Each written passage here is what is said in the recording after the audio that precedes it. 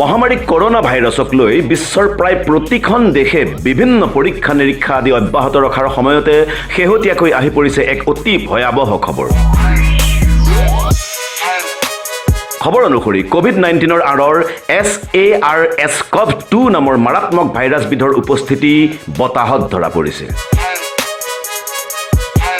শেহতীয়া খবৰ অনুসৰি আমেৰিকা, UK আৰু কানাডাৰ 6জন বিশেষজ্ঞই বিভিন্ন পৰীক্ষা নিৰীক্ষা তথা গৱেষণাৰ অন্তত জানিবলৈ দিছে যে এই মাৰাত্মক ভাইৰাছবিধ মূলতঃ বায়ুত ভাহি থাকে আৰু উশাহত ই মানৱ শৰীৰত প্ৰৱেশ কৰে।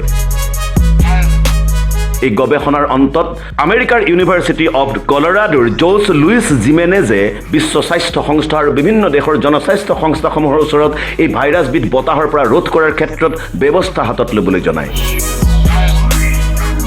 ঘৰৰ বাহিৰতকৈ ঘৰৰ ভিতৰত বতাহৰ চলাচল কম হয়, সেইবাবে বিশেষজ্ঞসকলে জানিবলৈ দিয়ে যে ঘৰৰ ভিতৰত থকা ব্যক্তি এজন বাহিৰত থকাজনতকৈ অধিক সুৰক্ষিত অৱস্থাত থাকে।